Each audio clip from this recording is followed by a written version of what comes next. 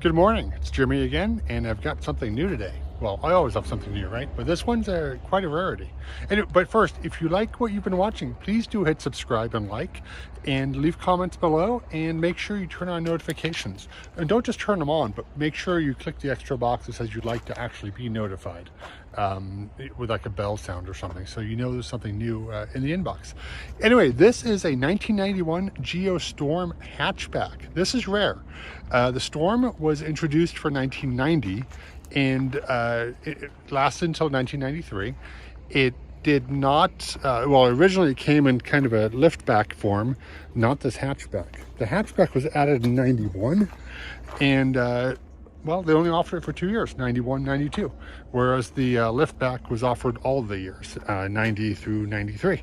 But let's take a closer look at this thing, and it's pretty interesting. So this was part of the Chevy's or GM's Geo range, kind of their international flavor, economy and sporty offerings to supplement just the regular Chevy lineup. Sold in the Chevy showroom, and well, with mixed success. The Geo Storm in general did quite well. The hatchback didn't do anywhere near as well, though. It was much less popular. But these were all produced by Isuzu in Japan, and are kind of a platform mate of the Isuzu Impulse of the time, which didn't sell very well, so it was canceled in 93, which also canceled this. So, but let's take a look at this hatchback first. This is interesting just because it's sort of a wagon back, right?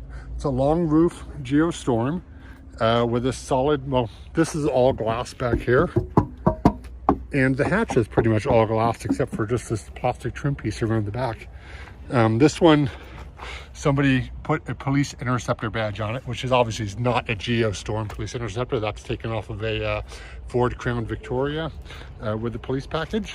But it's kind of funny because it's actually, it's a black and white, so it sort of does work. It was badged Storm down here. I don't know if there was a Geo badge on here. It would have been in the middle, I believe, but I don't think there ever was one on this particular one. As we can see, obviously it's white. Pretty big rear lights with the amber and the turn signals, which is a nice touch. Plastic rear bumper, well, and front bumper, obviously. And yeah, just kind of, you know, the roof is quite interesting. Going around the side, this is cool because there's no door handle. It's just got this little lever here that pops it open. So that's kind of nice and kind of tucked away. Gotta like that. No vent windows, just a big solid window. Rear view mirror. One of my favorite features of all time on Japanese cars is the roof mounted extending antenna. Totally like that. I don't know why, but I just do.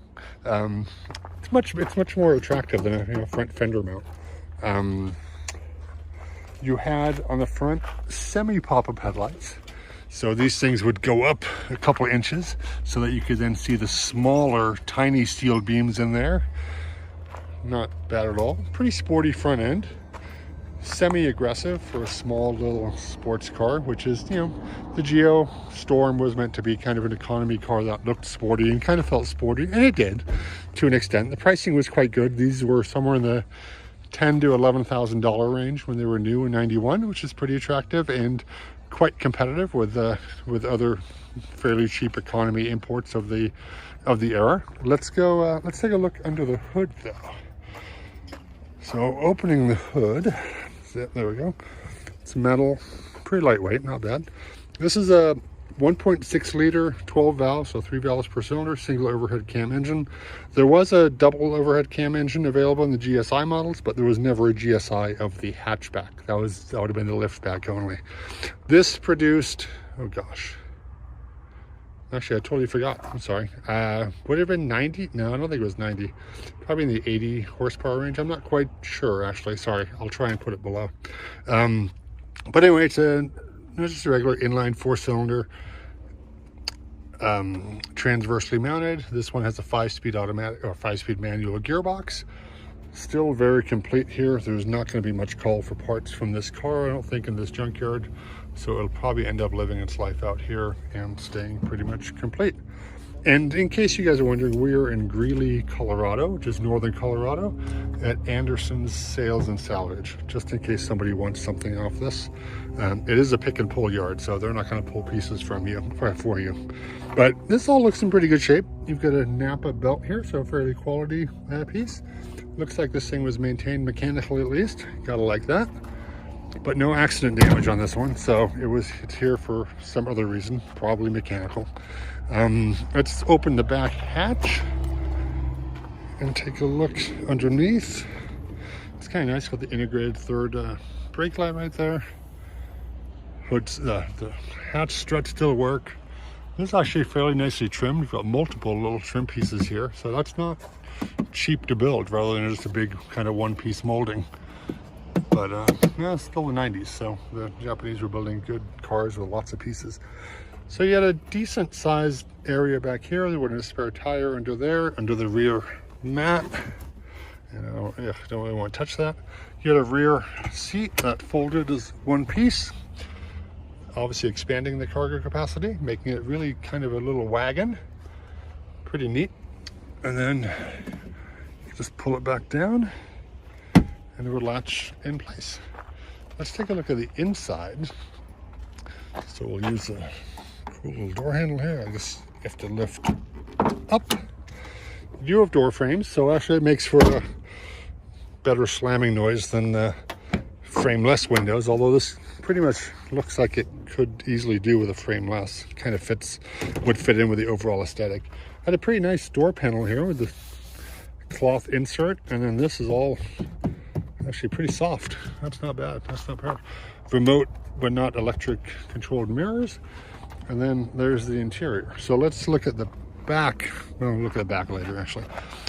Well, look here, you had an airbag in the front for the driver, and you have this interesting pod style instrument binnacle with your headlight switches there, and parking light and off. So headlights, parking lights are off. Rear defroster. Then you had HVAC here. This one did have AC, and this one would have had the 5-speed manual. Someone took the shift knob and someone took the radio. So, and then, you know, just your little center console there. But pretty nice steering wheel, just urethane. Wiper controls are over here, high, low, off. And then regular instrument cluster. How many miles are on this? 159,751. So these could go quite a bit further, but I guess this one's all tapped out at this point after what, 30 something years of use and averaging about 5,000 miles a year. So I'm guessing this thing put 100,000 miles on it pretty quickly, and then it kind of slowed down from there. You had a rear hatch release down here, but not a fuel release. There was no lock on that. That just opened regularly.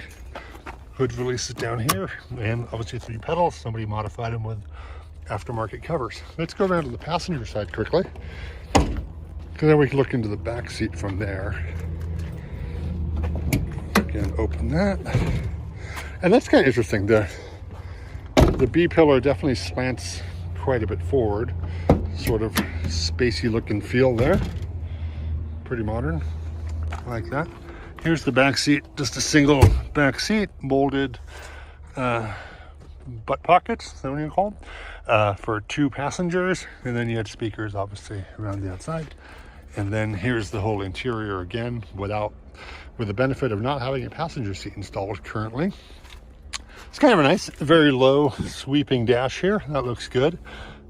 The glove box, decent room. Yep, stays closed. Not bad actually. This is a pretty nice little car, and for the money, really can't fault it for that. But yeah, what's most interesting obviously about this one, just, well, A, the fact that it kind of survived for a long time, and obviously that it's the wagon or hatchback version.